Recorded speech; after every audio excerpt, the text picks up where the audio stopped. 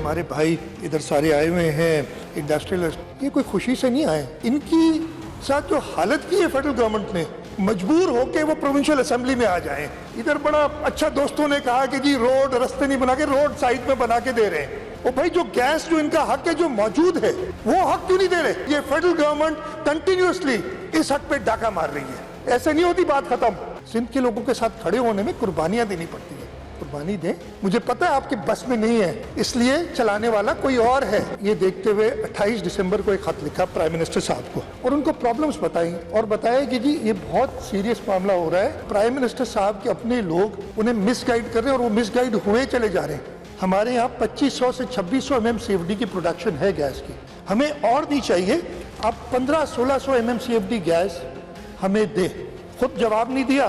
पहला हक है सिंध के डोमेस्टिक कंज्यूमर्स का, फिर हमारी इंडिजिनस इंडस्ट्री जो सिंध में मौजूद है, दूसरा हक उनका है। फिर मैंने कहा कि हमारे जो पावर प्लांट से जो लोकली सिंध के लोगों को फायदा देना है ना, 158 आर्टिकल ये कहता है, उनको आप दें गैस। ये तीनों लिखा, उन्होंने जवाब लिख दिया एक जो स्टीरियोटाइप हमेशा से लिखते हैं।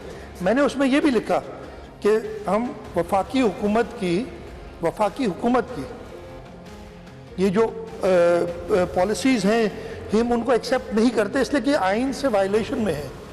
तो पहले तो उन्होंने गलत बताया कि जी 1500-1600 MMCFD आपको दे रहे हैं।